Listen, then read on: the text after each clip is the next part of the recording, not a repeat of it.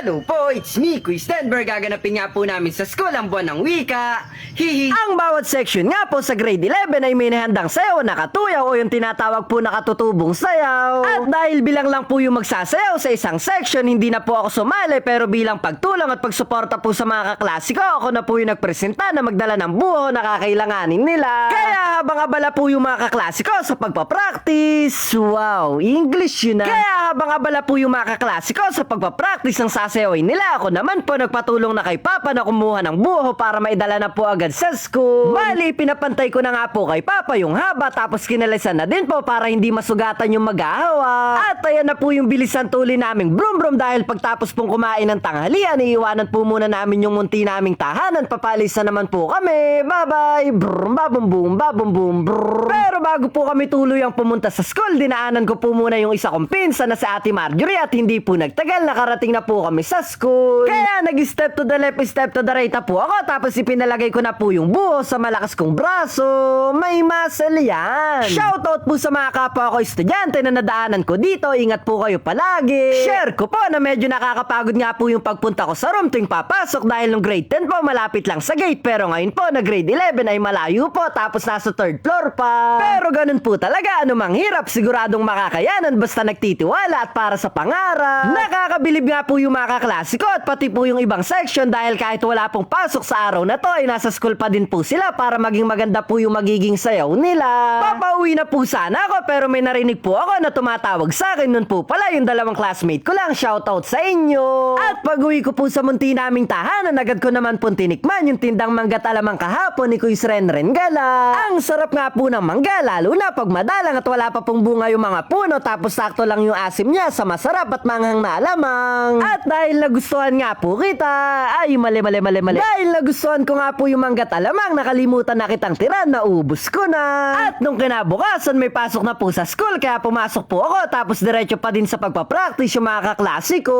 Tapos nung kinahaponan, pag uwi ko po sa munti naming tahanan, sumunod naman po yung tatlo kong kaklase na kabarangay ko at kailangan pa daw po nila ng kawayan, kaya nagpukuha na po ako kay Papa. At kinabukasan po, ito na yung araw na magpe-perform. Wow, English yun na. Ito na nga po yung araw na magpe-perform na yung mga kaklase ko, kaya maaga po kami nagsipasok para makapaghanda po dahil alas 8 po yung sayaw. Pero buti na lang po, hindi pa agad sila yung sasayaw dahil meron pong 5 batch na tigtatatlong section at nasa pangatlong batch nga po yung section namin na 11 Yums A.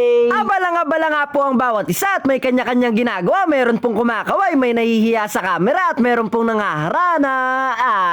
Ganun sana. Nakahanda na po yung mga kaklase ko, kaya inihanda ko na din po yung stand ng cellphone ko para makapag-video ako mamaya. Diba? Pag gusto, may paraan. Pag kaya, wag na po natin iasa sa iba. Tsaka pag kaya nila, dapat kaya ko din. Pero syempre, sa sariling pamamaraan. Ayan na nga po si Ma'am Eunice Banyaga, ang aming supportive na advisor. Binuhat naman nga po ng dalawang kaklase ko yung malaking paso dahil sa bawat section po ay may magpipinta na 5 estudyante, kaya binuhat na po nila. Shoutout nga po dito sa kaklase ko na napakaganda ng pormahan. Mukhang hindi sasayaw dahil mukhang kinakausap niya po yung inaanak niya na wala pa daw pera si Nino. Diba? Siya na po ata yung nanalo dahil pinapalakpakan na.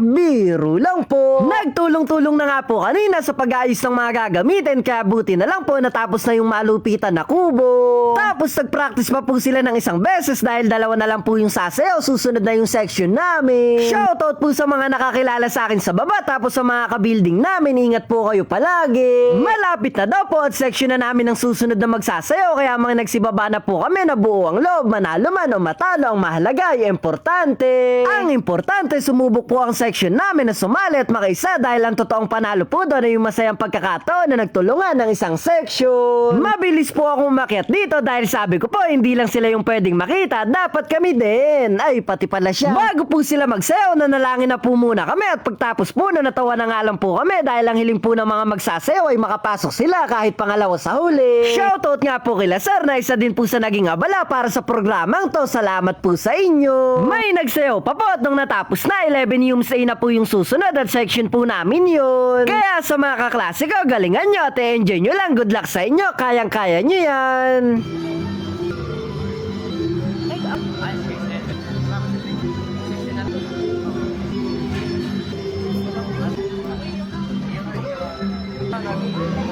Mga klase natin.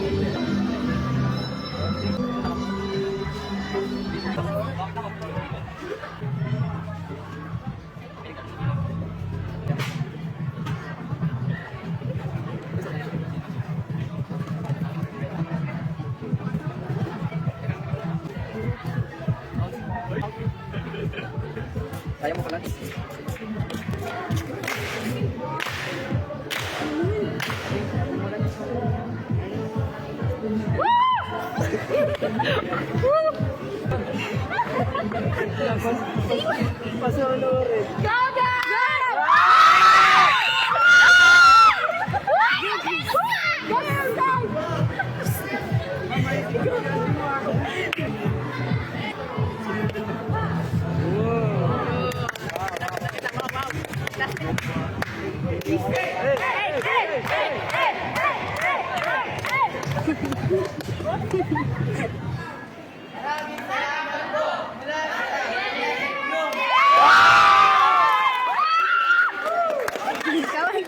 At ayun nga po, natapos na po silang sumayaw kaya pumunta na po kami sa room. Tapos pag-akyat po namin, papatapos na din po yung paso na pinipintahan ng mga kaklase namin. Hindi po nagtagal, pinatawag naman po kaming lahat sa kabilang building dahil magpipicture daw po para sa school ID.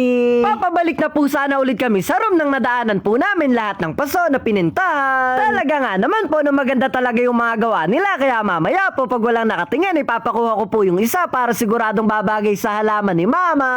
Biro lang po. Naabutan ko po yung mga kaklase ko na nagigitara kaya nakisali na po muna ako at pagtapos po nun inayos ko na yung pagkain ko ng tanghalian na ipinabaon sa akin ni mama. Ang kagandahan nga po pag kumakain ako ng tanghalian dito sa room, may bukod po sa mga batang sumisilip sa akin sa bintana, may mga kaklase po ako nakasabay kong kumakain. Pagtapos ko pong kumain, may sasagutan naman ako kaya hanggang dito na lang po muna. Mayayari na nga po pala yung video. Salamat sa panonood mo. Sana nag-enjoy ka, hindi ko nasayang yung load mo. Kita-kita na lang po tayo sa susunod na video.